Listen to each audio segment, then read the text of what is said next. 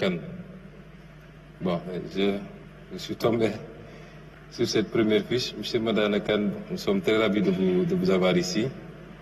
Et c'est hier qu'on m'a parlé de votre article, par contre, et quand on était en travaux.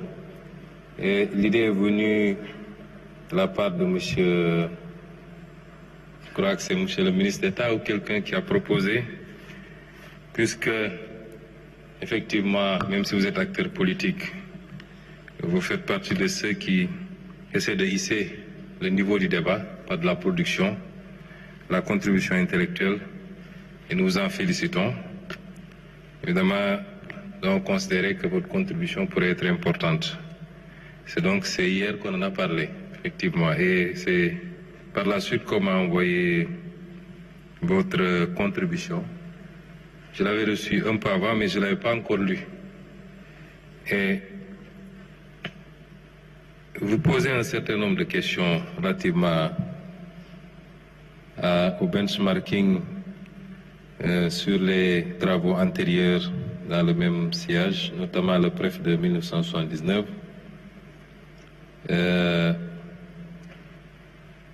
Et les leçons qu'on devait en tirer sur ce qui n'a pas marché. Évidemment, nous ne sommes pas allés si loin. Moi, personnellement, mais je peux vous assurer que l'équipe et M. Sen, qui est mon conseiller économique, a beaucoup travaillé sur ces questions-là. Et jusqu'à hier soir, d'ailleurs, il était question qu'il me fasse un petit mémo sur le PREF. Mais dans tous les cas, le PREF a été un échec.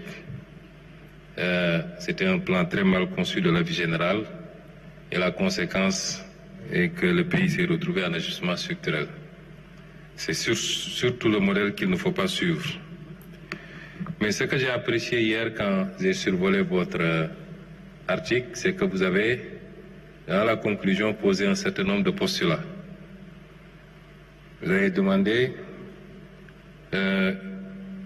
qu'il serait décevant qu'un plan de redressement ne réponde pas à un certain nombre de questions. La première, c'était le rétablissement des marges budgétaires de l'État étant impératif dans le contexte actuel des finances publiques. Quelles mesures concrètes le gouvernement a-t-il décidé de prendre pour réduire les dépenses et le train de vie de l'État et rationaliser le secteur parapublic? C'est une question à laquelle nous avons répondu, je crois. Vous avez posé une deuxième question. Dans le but de lancer l'investissement public, quelles sont les solutions immédiates et réalisables de mobilisation de ressources en dehors du marché financier sous-régional? Nous avons répondu à cette question. Dans le but de relancer l'investissement privé interne, quelles sont les mesures concrètes que le gouvernement va prendre pour établir la confiance des acteurs économiques et s'assurer par ailleurs que les montants que l'État compte injecter au titre de l'appurement des arriérés des paiements soient réinvestis dans l'économie? Nous avons répondu à cette question. Sauf les mesures pour que les montants soient réinvestis. Je vous ai dit que nous sommes impuissants quand même à tordre le bras à une entreprise d'orienter son investissement dans tel ou tel autre sens. Vous avez dit, dans le but de relancer l'investissement privé international, quelles sont les réformes concrètes prévues au Code des investissements, au Code des douanes, au Code général des impôts? Nous avons répondu à cette question puisque les réformes seront bientôt finalisées pour ces différents codes. Dans le but de relancer l'activité économique dans les secteurs primaires, secondaires et tertiaires, quelles sont les mesures incitatives et réformes précises décidées par le gouvernement? Ça, c'est dans les différents codes. Dans le but de relancer la consommation intérieure, quelles sont les mesures que le gouvernement a décidé de prendre pour augmenter le pouvoir d'achat des différentes tranches de la population, y compris les salariés du public et du privé? Nous avons répondu à cette question quand nous avons développé sur les axes de la réforme et sur les impacts attendus. Quelles sont les réformes précises envisagées, notamment dans le Code du travail et le Code général des impôts, pour favoriser l'insertion et l'emploi des jeunes? Le Code du travail est quasiment finalisé, le ministre du Travail est ici. Je crois que dans les prochains jours, il sera certainement approuvé en Conseil des ministres et présenté à l'Assemblée. Donc, vous avez posé un certain nombre de postulats. Ce qui a été présenté ici répond quasiment à toutes vos questions. Maintenant, vous déplacez légèrement le curseur pour entrer dans les filières, l'agriculture, la pêche, etc. Je l'ai dit, ce plan évidemment, sur un point, nous pouvons trouver un consensus, et c'est un débat que j'ai eu avec le ministre de l'économie jusqu'à hier. Est-ce que c'est un plan de redressement des finances publiques ou est-ce que c'est un plan de redressement économique et social? Si on s'était limité à la première partie du plan, notamment les mesures de mobilisation de ressources pour nous permettre d'avoir une marge sans pour autant développer sur le reste, notamment les axes et les impacts sur lesquels nous avons visé particulièrement des retombées économiques et sociales, votre question aurait pu avoir sa pertinence et j'aurais accepté qu'on fait un plan de redressement des finances publiques. Mais ce plan va au-delà. Il ne règle pas toute la problématique économique, je suis d'accord, mais il va y contribuer de manière substantielle. Il ne réglera pas toute la problématique sociale, mais la partie publique de la problématique sociale pourra trouver solution à travers ce plan. Et donc, je crois que ce plan est totalement différent du PREF, du PREC, du PRES et de tous les autres plans qui ont été, et j'ai pris sur moi-même de développer 2 ou 3 slides sur les différences entre ces différents plans.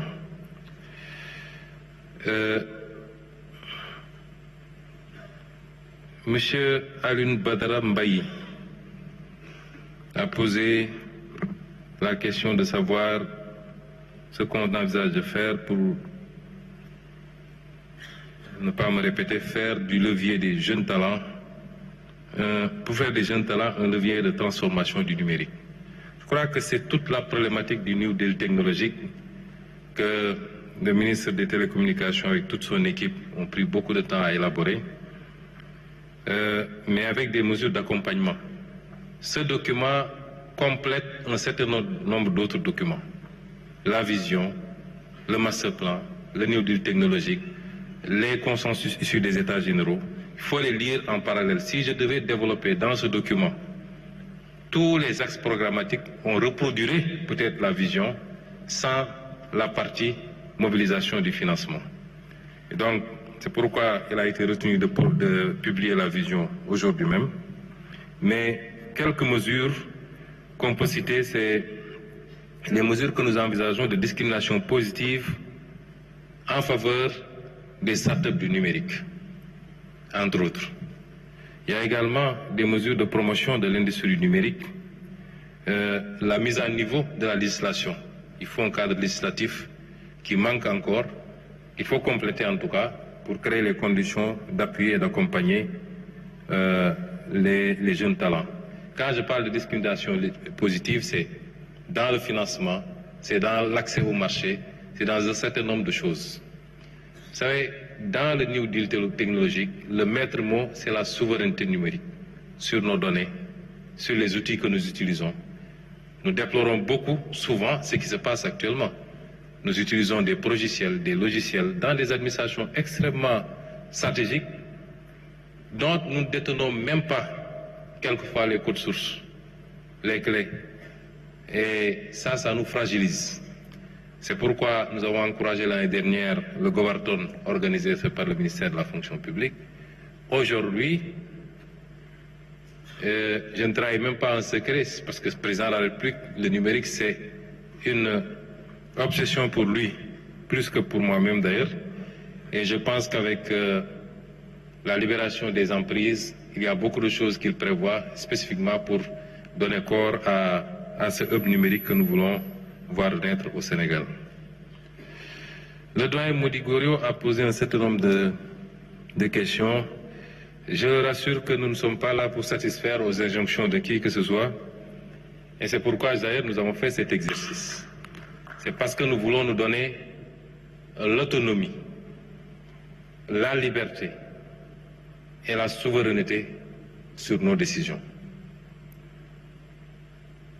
Vous n'avez pas entendu parler de si aujourd'hui nos partenaires, parce que rien ne justifie le retard qu'il y a actuellement avec le Fonds monétaire international, rien. Demande tel document, tel autre document, et ils ont leur part de responsabilité sur la situation dont nous avons hérité. ils ont leur part de responsabilité.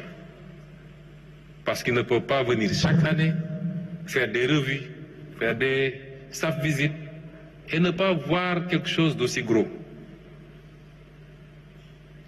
Donc, ce qui aurait dû être fait depuis longtemps, j'espère qu'il n'y a pas de politique mêlée à cette affaire-là, c'était de signer un nouveau programme avec le Sénégal et de continuer le travail que nous sommes en train de faire. On a l'impression qu'il y a un souci d'asphyxier le pays, mais le pays tient encore. Beaucoup de gens nous disent, mais comment vous faites avec cette situation? Le pays tient encore. Et mon souhait, c'est que nous puissions sortir de cette situation à travers les efforts que nous aurons fournis par ce plan de redressement. Maintenant, si entre-temps, évidemment, la situation se décantait et qu'avec le fonds, nous puissions avoir un programme, tant mieux. Tant mieux, parce que le programme du fonds en tant que tel, ce n'est pas ça qui nous fait vivre. Le fonds, c'est une garantie. Parce que quand vous avez un programme avec le fonds, ça rassure les marchés, ça rassure les investisseurs. Mais la seule mesure de taxation des jeux de hasard nous donne des ressources supérieures au programme du fonds. La seule mesure de taxation des jeux de hasard. Cela veut dire quoi? Ce que le président a dit tantôt. Si nous croyons en nous, nous pouvons le faire. Et ça nous laissera une plus grande latitude à négocier librement avec tout autre partenaire bilatéral, multilatéral, pour les investisseurs également. Nous aurons au moins cette latitude-là. Les priorités sociales, effectivement, c'est pourquoi le plan que nous proposons n'est pas un plan d'austérité. Un plan d'austérité vise à comprimer les dépenses, à limiter les offres en biens et services, les services sociaux, pour pouvoir rétablir des équilibres. Nous trouvons les moyens de nous aménager des marges budgétaires justement pour renforcer cette offre sociale. C'est totalement différent et vous l'avez compris dans votre réaction. L'éducation nationale, c'est une priorité, c'est-à-dire c'est bien de faire des infrastructures, faire des autoroutes, faire des stades, de faire. Lu baax la mais bala nga naan naam ne fa Sénégalais yi li leen njëkk a yitteel mooy nañu faju, nañu jàng, nañu am dëkkuwaay, nañu nu mu tuddati yooyu mooy seen priorité, nañu am ndox, nañu am courant fu ñu munti nekk ci réew mi. Et ça, c'est les fondamentaux du développement. Le capital humain, c'est important. Et ça, c'est l'éducation, c'est l'enseignement supérieur. Malgré les contraintes, nous faisons énormément d'efforts pour ces secteurs-là.